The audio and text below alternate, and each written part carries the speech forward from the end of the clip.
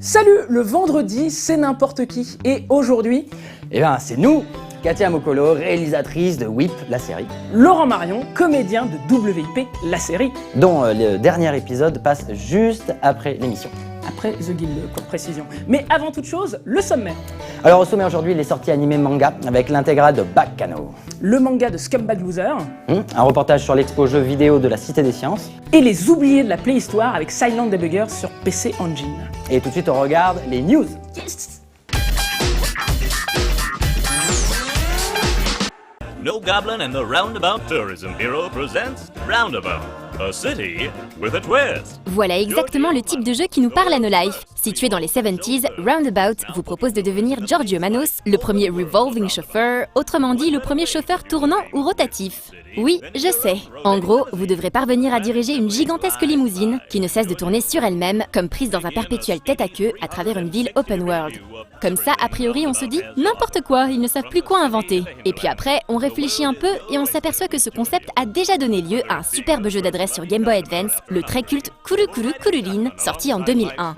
Une inspiration d'ailleurs revendiquée par le jeune studio No Goblin, créé par Dan Tisdale, un vétéran ayant travaillé sur Rock Band et Destroy All Humans. Les autres références du studio étant Crazy Taxi et Tony Hawk. Si ce projet vous intéresse, vous pouvez dès maintenant aller le greenlighter sur Steam. Pay only $9.99 to see Roundabout, a city. Penny. Yes. Where do you live? Prison. Scale porte bien son nom. Dans ce puzzle game en vue subjective qui rappelle par certains aspects Portal, on se déplace à l'aide d'une arme étrange, capable de modifier la taille de n'importe quel élément du décor. Un arbre, un mur, une grenouille, un papillon, un nuage, tout ou presque peut être rapetissé ou au contraire agrandi en temps réel. Vous incarnez la créatrice de cette arme, la jeune physicienne Penny Price, qui se réveille en prison après avoir été condamnée à une lourde peine. On lui a même confisqué son chat, et désormais, une thérapeute lui fait la leçon à longueur de journée puisqu'elle vit dans sa tête. Pas cool. Ceci dit, Penny est tout de même responsable de la destruction de la côte Est. Mais c'était un accident. Scale est donc une histoire d'évasion à la fois physique et métaphysique, se déroulant dans des environnements très colorés, stylisés aussi, et surtout open world. Le créateur du jeu, Steve Swink, souhaite ainsi proposer une liberté d'exploration similaire à celle d'un Super Mario 64 ou d'un The Legend of Zelda A Link to the Past. Si Scale est un projet qui vous parle, sachez qu'il essaie en ce moment même de lever 87 000 $ sur Kickstarter. Il a jusqu'à la mi-novembre pour réunir cette somme et au moment où l'on écrit ces lignes, il a déjà atteint 50% de son objectif. What do you want, Penny? Freedom to continue my work. Revenge upon my enemies. Anything else? My cat? Dans le Marais à Paris, une galerie d'art accueille pour quelques semaines une exposition consacrée à Animal Crossing New Leaf. Ne vous attendez pas à trouver les designs originaux ou autres documents de production, ni même un historique de la série. Non, cette exposition organisée par Nintendo a choisi un angle complètement différent. Exposer les intérieurs décorés par les joueurs. Le visiteur peut donc admirer de nombreux clichés remarquablement imprimés et très colorés sur les 2 niveaux de la galerie. On découvre même un atelier coloriage au rez-de-chaussée pour les plus jeunes. L'ambiance est absolument charmante et surtout il est possible pour les visiteurs de proposer leurs photos. 2 solutions pour cela, soit venir directement à l'exposition avec sa carte SD pour imprimer sur place, soit uploader ses photos avec l'outil de partage d'images de la 3DS sur Twitter et uniquement sur Twitter avec le hashtag ExpoACNL. Il est même possible de repartir avec un exemplaire gratuit de son œuvre imprimé sur place, ce qui plaît beaucoup aux fans du jeu. On peut trouver des bornes de jeu pour découvrir le jeu. Ils arrivent avec soit avec leur console et ils sont pas au courant, ils passent devant parce qu'ils ont leur console sur eux. Soit ils l'ont vu dans le journal ou sur un blog parce qu'il y a des blogs qui ont partagé l'info. Et du coup, ils arrivent, ils prennent leur petite capture d'écran et voilà. Alors les gens qui viennent en sachant qu'il y a l'expo, c'est souvent des joueurs, voire même il y a des personnes qui sont venues carrément de Lille juste pour l'exposition. Elle était vraiment à fond dans le jeu, elle est restée pendant des heures, elle était encore plus à fond dans le jeu que sa fille, c'était ahurissant, elles ont fait tous les coloriages, c'était génial. Et ceux qui passent en général sont des enfants, il y a eu un centre de loisirs d'enfants qui sont venus pour l'atelier de coloriage, et il y en a un autre qui viendra demain aussi. L'expo se tient à la galerie L'Imprimerie tout près du centre Pompidou et sera ouverte jusqu'au 4 novembre.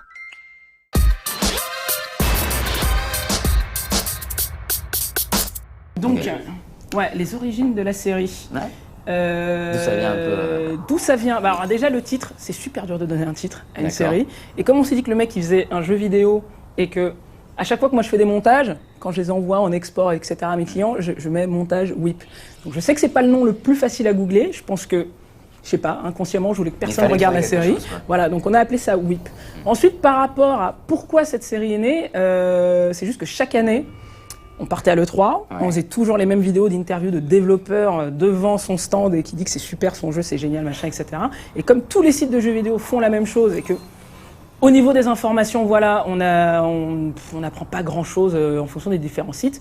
Avec Eurogamer, on s'est dit, faisons une web-série, au moins on va proposer quelque chose de différent, avec comme tâche de fond l'E3, et ça permet un peu de découvrir, pas du tout l'E3 en fait, parce qu'on s'en fout dans la série, mais au moins ça nous fait un petit joli décor et ça fait riche. Et ça t'évitait une certaine routine, quoi.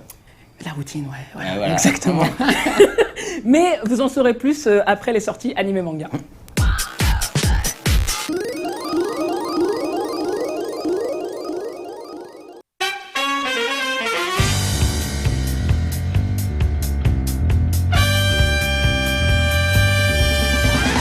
En 1931, le Flying Pussyfoot, un train reliant Chicago à New York, est sur le départ. Le voyage ne sera pas de tout repos puisque plusieurs gangs vont s'affronter à bord. Baccano propose de suivre les péripéties d'une poignée de voyageurs qui ont la particularité d'être immortels. Citons par exemple Myria et Isaac, un duo de voleurs complètement loufoques. Baccano est un animé de 16 épisodes, produit par Brainsbase et diffusé au Japon en 2007. Il a été diffusé en streaming légal et gratuit par Ankama en 2011. C'est Black Box qui édite maintenant cette série en version physique. Elle prend la forme d'une intégrale de 13 épisodes, sans oublier les 3 OAV en version 3 DVD ou 2 Blu-ray. Il est très difficile de résumer Baccano, tant ce titre est fourmillant et délirant. Incompréhensible au début, le scénario est un puzzle complexe qui se met en place au fil des épisodes. L'histoire se déroule entre 1711 et 2001, et les événements nous sont présentés dans le désordre, souvent via des flashbacks. C'est Narita Ryogo qui est à l'origine du light novel éponyme. Omori Takahiro, quant à lui, se charge de la réalisation. On retrouvera ce même duo aux manettes de Doulalala quelques années plus tard. Ceux qui connaissent déjà Doulalala seront moins surpris que les autres par Baccano. En effet, le nombre de protagonistes dans les deux séries est très élevé. On compte une dizaine de personnages principaux, tous plus barrés les uns que les autres. Tu décides de choisir précisément l'année 1930 et d'en faire le point de départ de ton récit. Explique-moi pourquoi. Eh bien, monsieur... J'ai pensé qu'en commençant là, ça rendrait l'histoire plus simple à comprendre. Et puis c'est aussi à ce moment précis que toutes ces affaires ont attiré notre attention et qu'on a commencé à s'y intéresser. C'est pour ça. Le Ça rythme vaut est effréné, 156. on ne s'ennuie pas une minute, mais il ne faut pas non plus relâcher l'attention au risque de rater quelque chose. Le contexte d'une bonne partie de l'histoire, c'est-à-dire l'époque de la Prohibition, et plus particulièrement la mafia des années 30, est un thème rarement abordé en animé. La question de l'immortalité comme chance ou comme fardeau, thème cher à Matsumoto Leiji pour ne citer que lui, est posé dans la série et invite à la réflexion. L'univers est franchement sombre, mais le duo formé par Myria et Isaac sait détendre l'ambiance. Ou alors... si nous nous concentrions sur ce jeune garçon au terrible destin. Le chara-design est très varié, ce qui est appréciable au vu du nombre de personnages. Le style est clair, les couleurs sont chaudes et l'animation fluide. Bien qu'il ait déjà 6 ans, l'ensemble n'a pas du tout vieilli. L'ambiance musicale est jazzy et l'opening ne vous lâchera pas de sitôt. とにかく普通の人なんですごめんなさいごめんなさいよくわからんが突然謝られたぞ。どうしようミリア。勝ち負けで言ったら勝ちだね。 おお、勝ったかミリア。 L'anime est proposé en VF ainsi qu'en VOST. Il n'y a pas de bonus proposé sur les disques, mais un livret de 16 pages présentant l'intrigue et les différents personnages est inclus dans le coffret. Un petit plus sympathique. 違うよ。 C'est donc une édition sans fioriture mais efficace et à petit prix que nous propose Black Box. Si ce n'est pas déjà fait, Baccano est un titre à découvrir, surtout si vous appréciez déjà Doulalala. だろう。食べたもんを食べればそれを食べたことになるんだって。食べ物だけじゃないぞ。何か持ってるものを持っていけば、全部自分のものになるんだぜ。お金のたくさん入ってるカバンを持てば、その人は金もカバンも持ってるってわけさ。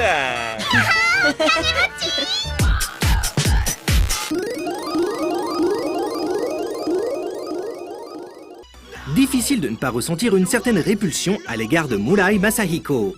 Il est pervers, sale, obèse, sadique et peureux. Pourtant, c'est le personnage principal, le terme héros n'étant pas vraiment approprié, de la série Scumbag Loser ou Saitei-hen no Otoko en japonais. Pour ne pas avoir à passer pour le plus gros nul du lycée, Masahiko va faire croire à qui veut l'entendre qu'il a une petite copine, Haruka, une fille dont il est obsédé depuis l'école primaire, mais qui est en fait morte depuis quelques années. C'est avec stupéfaction qu'il la voit débarquer dans sa classe le lendemain, vivante et débordante d'affection pour lui. Dès lors, notre loser va être aspiré dans un véritable cauchemar surnaturel, où il fera preuve de la pire vilainie pour sauver sa peau. Après des titres comme L'île d'Ozuki ou Prophétie, l'éditeur Kiun continue de nous entraîner dans les abysses les plus sombres de la psyché humaine avec Scumbag Loser. Ce titre résolument adulte joue avec la sensibilité du lecteur qui va hésiter entre dégoût et curiosité malsaine à l'égard de Masahiko, cet anti-héros repoussant.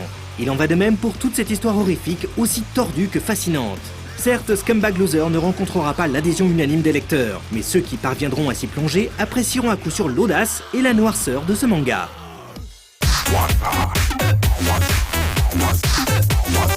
Nous voici de retour. Donc Laurent, tu peux nous expliquer comment t'es arrivé sur le projet WIP, WIP, Work in Progress? Alors au départ c'est tout simplement parce que je crois que je te connais en fait, de plusieurs projets. C'est du piston. Ouais, c'est carrément du piston en fait. Et j'ai débarqué là-dessus tout simplement dans l'urgence. Katia, tu m'as appelé, tu m'as dit vite et tout, on a quelque chose de super, est-ce que tu veux partir à Los Angeles et tout avec nous? Et moi j'ai fait bien sûr. Bon, moi je suis un gamer quand même, donc elle m'a dit t'es l'homme de la situation. Non. C'est vrai. Et donc j'ai plutôt apprécié et j'ai foncé tout de suite, je fais mes bagages et aussi vite plié, on était parti quoi. Apprécié. Ah, j'ai plutôt apprécié. C'est beau comme mot, j'ai plutôt apprécié. Arrête, t'étais à donf. Et on est parti là-dessus et j'ai vu les scénarios, j'étais hyper motivé et ça m'a vachement parlé et j'ai eu le plaisir de construire ce personnage et tout avec Katia, avec Christophe, avec toute l'équipe et puis on s'est vraiment amusé, beaucoup en impro aussi. Katia m'a laissé la liberté de faire pas mal d'impro et c'est ce qui a donné aussi un petit peu le côté live en fait des situations et voilà, là-dessus on s'est bien régalé quoi. J'aime bien le mot régalade. C'est une régalade. On a bien mangé en plus pendant le tournage. Mais tout de suite le reportage sur l'expo jeux vidéo de la Cité des Sciences. A tout de suite.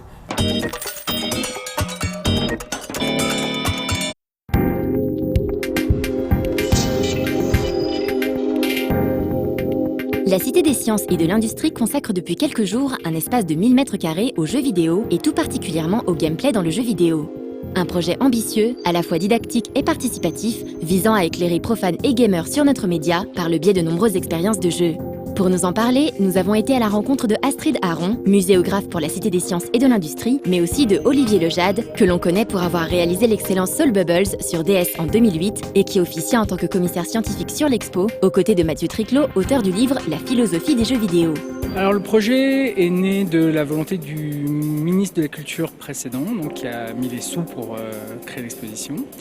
Et la logique de l'exposition, c'était cette fois-ci de sortir un peu des expositions précédentes sur le jeu vidéo, parce qu'il y en a déjà eu, notamment au Grand Palais, dont tout le monde va se souvenir, Game Story, mais qui étaient des expositions essentiellement patrimoniales, où on exposait des jeux vidéo, souvent anciens, et les gens venaient, il y avait un peu ce petit côté Madeleine de Proust, où on retrouvait des jeux auxquels on avait joué quand on était jeune. Et voilà, mais c'était juste une exposition de jeux vidéo. Nous, ici, à la Cité des Sciences, il y a eu une logique qui était différente, parce que c'est la Cité des Sciences, et donc ça a une volonté un peu d'explication du média. On a voulu montrer ce qu'était le cœur des jeux vidéo, et donc expliquer le gameplay. Et de ce point de vue-là, on avait une problématique assez forte parce que c'est compliqué d'expliquer ce que c'est que le gameplay et c'est surtout impossible à faire sans jouer. L'intention première était de ne pas s'arrêter à la première strate à laquelle les gens qui ne connaissent pas bien le jeu vidéo souvent s'arrêtent, qui est la strate de l'image, et on voulait aller au-delà. Vraiment traduire ce que c'est que le gameplay et donner à vivre de vraies expériences de jeu. Une exposition de jeux vidéo, il fallait pouvoir jouer. Jouer dans des conditions originales et pas se contenter non plus de prendre des jeux existants, les mettre dans des bornes et faire jouer les visiteurs parce que vous vous rendez bien compte que s'il y a un tutoriel de 20 minutes pour rentrer vraiment dans le jeu, c'est absolument incompatible avec une expérience de visite. Et en même temps, on ne voulait pas se restreindre aux simples jeux d'arcade, qui eux permettent de jouer rapidement, mais ou les jeux mobiles, qui souvent permettent de jouer rapidement, parce que ça nous semblait éviter tout un pan du gameplay et de ce que sont les jeux vidéo. Et donc, la logique qu'on a développée sur cette exposition, c'est ce qu'on appelle de l'exhibition play, qui était donc une volonté de marier à la fois les contraintes muséographiques d'exposition et les contraintes du gameplay et du jeu vidéo. Et donc, on a fait réaliser spécifiquement pour l'exhibition un certain nombre de jeux, d'expériences de jeux courtes en fait, qui peuvent être donc consommées dans le cadre d'une exposition, mais qui en même temps chacun essaye de dire quelque chose sur la nature du jeu vidéo et donc sur ce qu'est le gameplay. Du coup, de nombreux studios de développement ont participé à l'expo, des gros et surtout des petits, plus aptes à répondre rapidement aux demandes de la Cité des sciences et de l'industrie. Ubisoft est présent via de multiples vidéos, dont un petit documentaire sur l'utilité des middleware, ainsi qu'un double écran hémisphérique où l'on peut affronter un autre joueur sur un FPS inspiré de Shootmania. Pasta Games, eux, ont tout simplement adapté leur projet en cours de développement à l'exposition. Il s'agit d'un jeu d'arcade inspiré du très bon Pixel, soit le 3e volet des Arcado Series, co-développé par Arcado et Pasta Games pour la plateforme jeu indé de la Xbox 360. On retrouve donc Pix le chat dans un jeu compétitif où un joueur tente de récupérer des bonus dans un labyrinthe, tandis qu'un autre modifie le gameplay via des tuiles spéciales inversant les contrôles, pixelisant l'écran de jeu et ainsi de suite. Un excellent jeu qui pourrait bien sortir dans le commerce en 2014 et qui se prêtera à merveille à une sortie sur Wii U.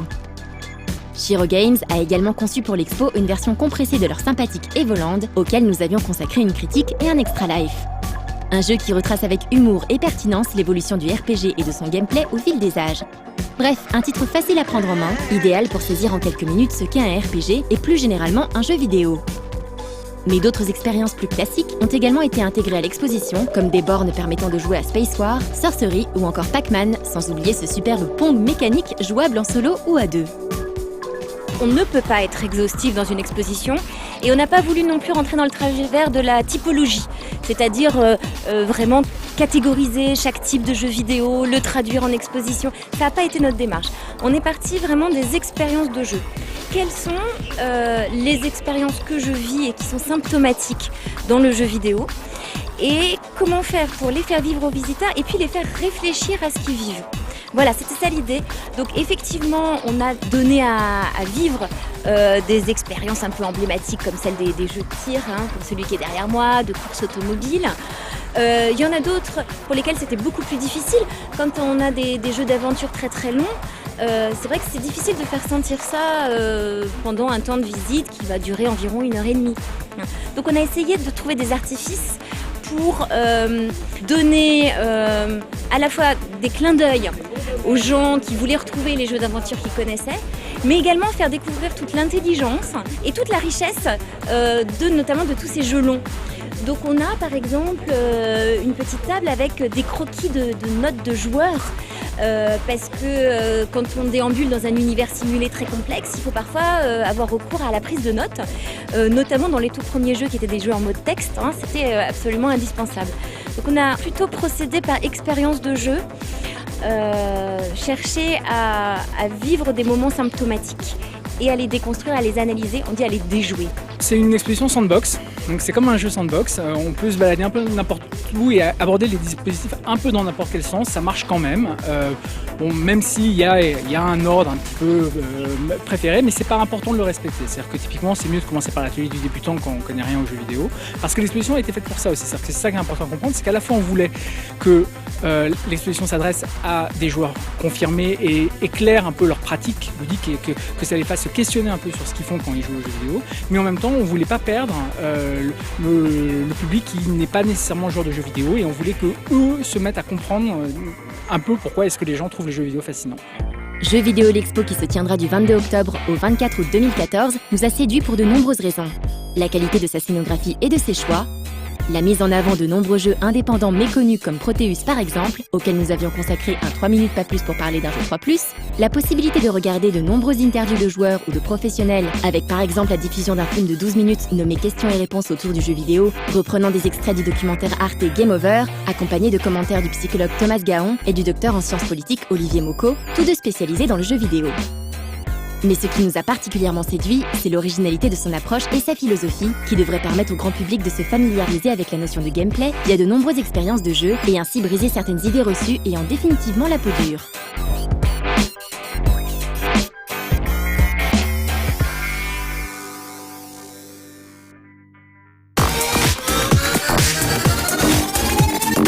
Alors Katia, est-ce que tu peux nous parler un petit peu de comment s'est passé le tournage, la durée du tournage déjà, et puis un peu la vie du tournage?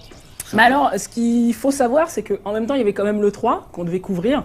Donc je crois que tu es arrivé au niveau du 2e jour de l'E3. Ouais, et le exactement. lendemain, en fait, c'est en une journée, pendant l'E3, on a tourné les 2 premiers épisodes. Non, les 3 premiers, même la fin du 3e épisode. Ouais, Voilà. Après, ce qui se passe, qu'il faut savoir, c'est qu'aux États-Unis, comme c'est une ville de tournage et c'est des psychopathes au niveau autorisation, etc., on a tout fait sans autorisation.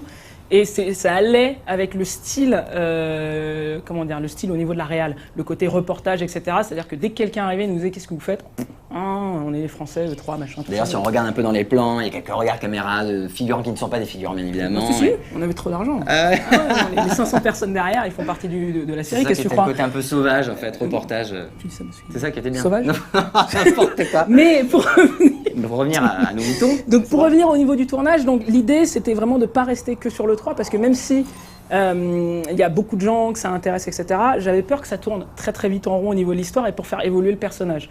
Donc soit on avait beaucoup d'argent ou beaucoup de contacts et on arrivait à intégrer des guests de renom dans les épisodes et là on aurait pu faire les 8 épisodes pendant l'E3 et intégrer pas mal de choses, mais très vite on s'est dit non, on va quand même le faire sortir. L'avantage de Los Angeles, c'est d'avoir vraiment des décors magnifiques à moins d'1 heure de route.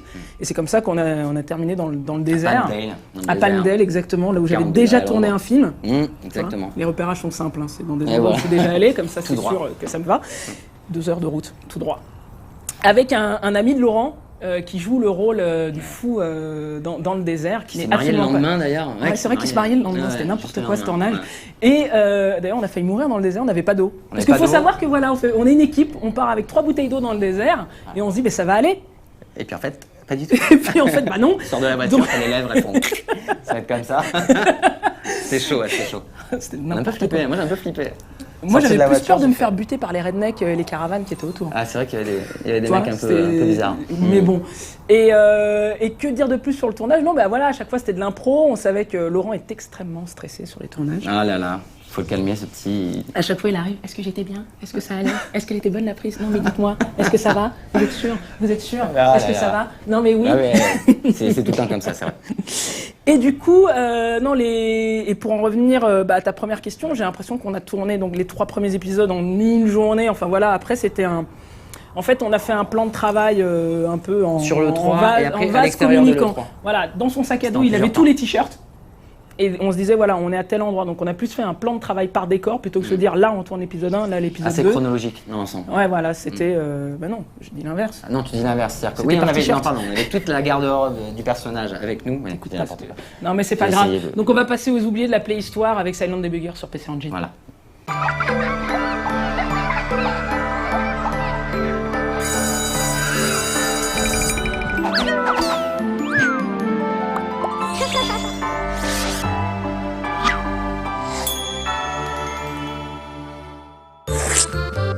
Mes chers enfants, vous le savez comme moi, les goûts en matière de jeux vidéo diffèrent grandement en fonction des pays. Par exemple, les jeux de foot comme PES ou FIFA n'ont guère de succès aux USA. Vous savez aussi que le genre préféré des Japonais est le RPG. Mais du coup, je vous pose une question. Connaissez-vous des genres que les Japonais n'affectionnent pas vraiment en général? 360? Les bons jeux? Alors ça. Bon, tu seras privé de connexion Xbox Live pendant 1 heure, ça t'apprendra à troller.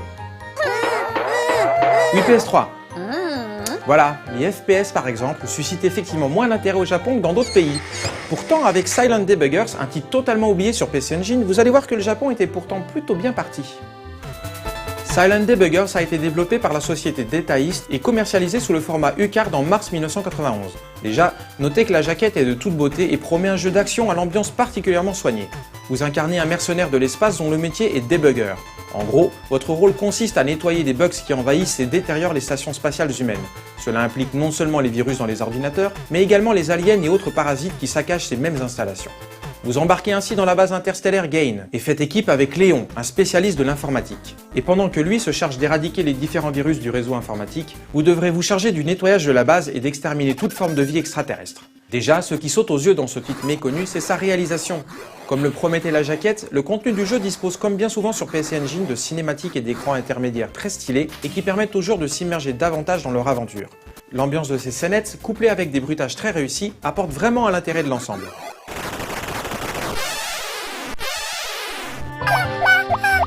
iPhone, une question? Oui, Silent Debugger, c'est truffé de bonnes idées, vous allez voir. Comme indiqué tout à l'heure, Silent Debugger s'est sorti en mars 1991, soit plus d'1 an avant Wolfenstein 3D et 2 ans avant Doom, le maître étalon du genre FPS. Pourtant, Silent Debugger offre déjà certaines sensations typiques des jeux de tir à la première personne. On note par exemple qu'il reprend avec brio le système de déplacement en 3D saccadé, bien connu des amateurs de jeux de donjons souterrains, et qu'il propose aussi aux joueurs de contrôler simultanément un viseur. Ce dernier sert évidemment à tirer avec plusieurs armes aux effets divers sur les ennemis qui peuvent surgir des 4 côtés. Certes, ce n'est pas le premier jeu à proposer cela, mais rappelons qu'en 1991, les cartouches offrant un tel game design se comptent encore sur les boutons d'une manette PC Engine, ou les doigts d'une main humaine, si vous préférez. Oui, ou une question? Ah non, quelle drôle d'idée. Par contre, Silent Debugger, c'est effectivement original dans sa forme, mais c'est aussi le fond qui personnellement m'a beaucoup séduit. Pas besoin d'insister davantage, Silent Debugger a fait l'objet d'une attention toute particulière concernant les graphismes et l'animation. Mais si j'ai trouvé ce titre si prenant, c'est aussi pour sa mise en scène vraiment originale. Tout dans le jeu est contextualisé et suit un scénario particulièrement bien ficelé. Par exemple, il ne sera pas rare qu'en cours de jeu, vous soyez arrêté dans votre élan par Léon et que ce dernier vous confie une mission plus urgente à réaliser. Vous devrez alors cesser votre exploration en cours et revenir le voir en urgence, trouver certains équipements ou bien éliminer en priorité un alien en train de saccager les ordinateurs d'une zone bien précise. En partenaire utile, c'est également lui qui vous donnera des indications en temps réel sur les portes à emprunter en fonction de son avancée dans le debug du système. Bref, autant de mini-missions dans la mission qui permettent d'éviter toute lassitude et de suivre l'aventure comme un bon feuilleton. Oui, 360. Eh bien par exemple, alors que vous êtes tranquillement en train d'accomplir la mission 2, vous recevez subitement un appel de Léon qui vous dit que le système d'autodestruction de la base vient de se déclencher. Vous n'aurez ainsi plus que 100 minutes pour nettoyer tout le réseau. Enfin voilà, on trouve ce genre d'happening dans Silent Debugger. Mais la plus grande force et originalité de Silent Debugger, c'est peut-être l'idée du radar sonore. Dans cette œuvre de détailliste, vous déambulez dans d'immenses labyrinthes scindés en plusieurs zones. Mais les ennemis ne sont indiqués nulle part. Vous n'aurez donc que votre ouïe pour les repérer. En gros, tout comme Ennemi Zero bien des années plus tard, plus les bip-bips se feront rapides et plus vous serez proche d'un monstre. Autant vous dire qu'une fois la manette en main, le stress est grand quand vous sentirez qu'un ennemi se trouve quelque part caché au prochain croisement. Pour un jeu 1991, Silent Debugger réussit un tour de force, celui de vous faire flipper. Amateur du film Alien, vous allez adorer. Oui, PS3. J'avoue qu'il m'est difficile d'expliquer pourquoi Silent Debugger n'a pas marqué les esprits. Malgré son scénario et son univers prenant, sa prise en main intuitive et un concept novateur pour l'époque, il faut bien admettre que Silent Debugger n'a malheureusement rencontré que de très faibles échos auprès des joueurs. Aujourd'hui, peu s'en souviennent et je trouve ça vraiment dommage. Alors oui, cette U-card n'est pas parfaite et on pourra par exemple lui reprocher d'être un poil trop difficile. On pourra également pester contre le système de cartes fastidieux qui nécessite de trop nombreux allers-retours dans les menus du bouton Select. Mais bien des jeux ont souffert de pires travers et sont pourtant restés dans les mémoires de la Playhistoire. Alors pourquoi le jeu s'est-il planté? Concernant la version japonaise, je ne sais pas. Mais pour ce qui est de la version US, j'ai peut-être ma petite idée. Non mais regardez-moi cette illustration, elle est pas trop laide, sérieux? Mes enfants, non seulement Silent Debugger c'est innovant, mais il est en outre l'un des seuls représentants du genre FPS sur PC Engine. Bref, gravez bien ce nom dans votre mémoire de console. Voilà, ce sera tout pour aujourd'hui, et pour la semaine prochaine, vous allez prendre vos feutres et vos crayons, et vous allez me redessiner cette jaquette, parce que là, franchement, non, c'est vraiment pas possible.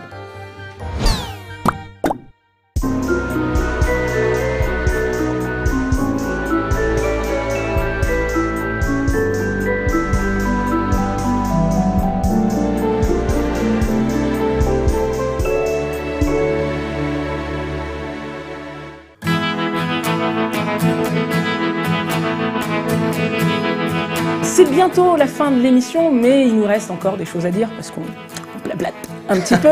D'ailleurs, Laurent, tu peux nous parler du dernier épisode?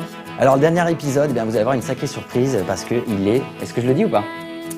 C'est une très bonne question pour ceux qui n'ont pas vu. On va garder la surprise. En tout cas, vous allez être assez surpris au niveau de l'image. Il se passe quelque chose. On rentre un petit peu. C'est une mise en abîme du jeu vidéo. Hein, on va dire ça simplement. Tout de suite. Parce que c'est un grand épisode. C'est le dernier. Alors regardez-le. Et puis vous allez voir, ça a été une sacrée surprise pour moi parce que je me suis un petit peu transformé, on va dire, à l'image. Et c'était un vrai plaisir de voir ça. Et ça a été un honneur pour moi d'avoir ce dernier épisode. Hein. Franchement, ça m'a fait très très plaisir. Vous allez comprendre tout de suite après pourquoi. Après The Guild. Après The Mais avant toute chose, moi je voulais dire en fait que ce dernier épisode avait été une collaboration avec l'artiste 2080, que certains d'entre vous connaissent peut-être, car il a fait les jingles des critiques avec Platycoon. Bon, ça ne te parle pas, tu n'aimes pas la chaîne No Life chez toi. Non, malheureusement. Mais voilà, 2080, en fait, ça faisait un moment que je voulais travailler avec lui. J'aime beaucoup son travail. Et là, donc, dans l'épisode, vous allez voir, c'est vraiment là. Enfin, il s'est vraiment lâché. Il nous a fait un travail de dingue. Et donc, c'était vraiment génial. Et 2080, qui vient de finir il n'y a pas si longtemps que ça, son Kickstarter d'ailleurs, pour sortir son nouvel album, parce qu'il est musicien comme toi. Ouais, je prépare mon album prochainement qui s'appellera Deer, D-E-E-R, comme le cerf en anglais. Et ça sortira, exactement, début 2014. C'est de la folk alternative. J'espère que ça vous plaira. Alternative, ouais. J'ai un vocabulaire aujourd'hui, je sais pas ce qui se passe. J'ai ouvert mon dictionnaire hier soir. Tu nous en fous plein les oreilles. Donc merci encore d'avoir suivi la série WIP. J'espère que vous aimerez ce dernier épisode. Et vous verrez que la fin est assez ouverte, peut-être, qui sait, pour une saison 2. Merci beaucoup et au revoir. À bientôt. Salut et merci.